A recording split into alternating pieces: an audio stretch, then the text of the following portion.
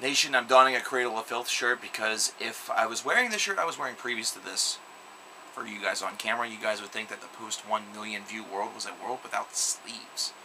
Yeah, it's kind of hot. It's time for us to talk about a legendary group that has just recently released a double album this year here in 2012, and that is the band Moonspell with their album Alpha Noir Omega White, which was just recently released, and it's time for it to get a proper review. Now, last year in 2011, we know that Devin Townsend released Deconstruction and Ghost, which are two albums that in essence were kind of polar opposites of one another, and of course were part of a greater series of 4 albums that included Key and Addicted.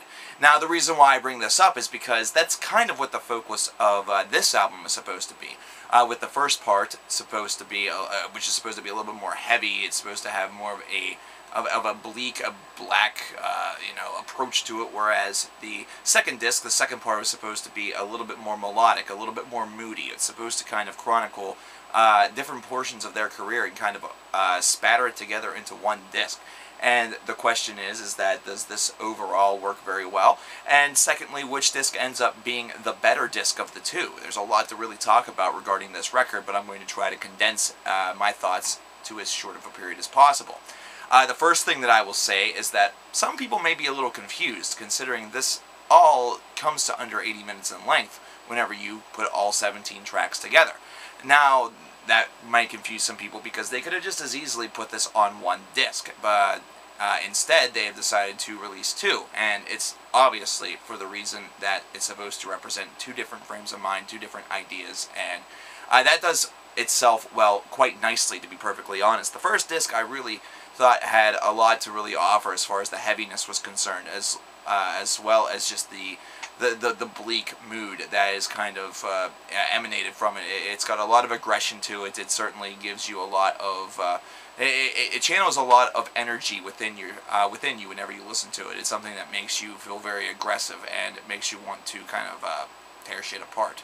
My principal complaint with this, though, is that this one seems to kind of lollygag around a little bit. Not to say that the material isn't good, but it seems like it just sort of flows, and it has a nice ebb and flow to it, but I'm not sure if it really has an overall soul to it that really pulls everything together.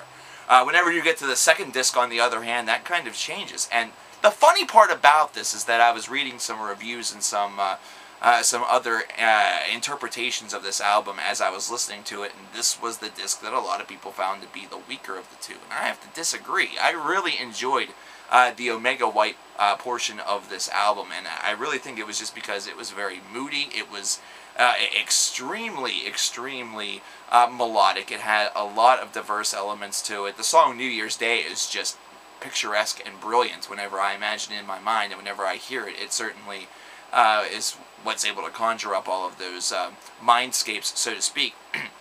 But overall, I just think that this is the side that really has a lot of different things to offer. It really shines forth a little bit to me as just a real beacon, so to speak.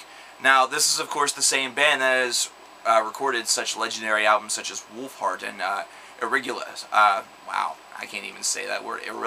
Irreligious. You guys can all point and laugh right now. But it seems like as they've kind of gone a little bit more away from their principal direction from these 2 albums, that the fans have kind of been on both sides of the fence. And this is kind of an album that also has conveyed a similar opinion based around that.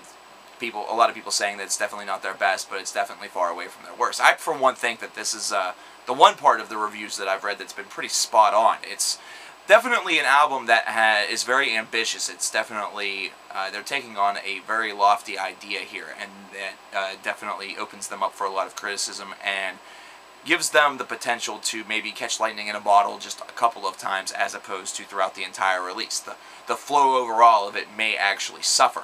However, the one thing I noticed is that the transition from Disc 1 to Disc 2 is not as vast as it would really seem whenever you consider the concept or the idea that was really kind of dreamed up for this release.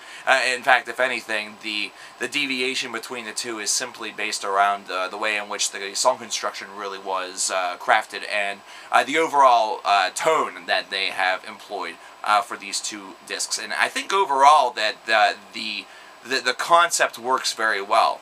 There's just the idea that this is something that they might have been able to combine together and kind of pick out some of the best tracks that were recorded from each individual session, the harder session and the more melodic session, and probably crafted a beastie album, probably one that would be talked about for a long time. But instead they opted to adapt and use this ambitious idea, and I think that it's caused the overall value of the album to suffer a little bit, but you have to give them a lot of credit, and you have to give them a lot of respect for undertaking something like this. This is not as bad as some people have said that it is. This is not as highly praised as some people might think that it is.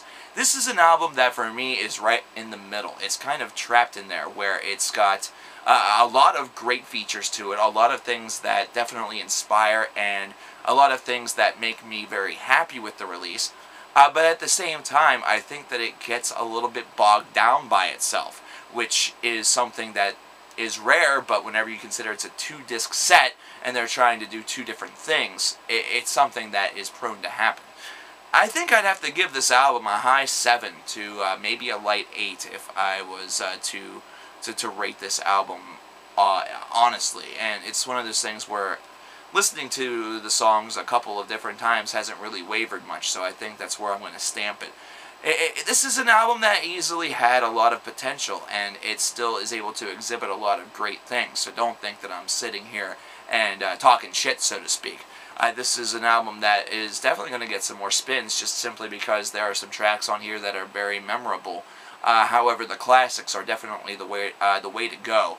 If you really want to get a nice, neat little history lesson, listen to albums like Wolfheart, and you're going to see where this band has kind of come from and how they've kind of grown throughout their now 20 or so years of existence.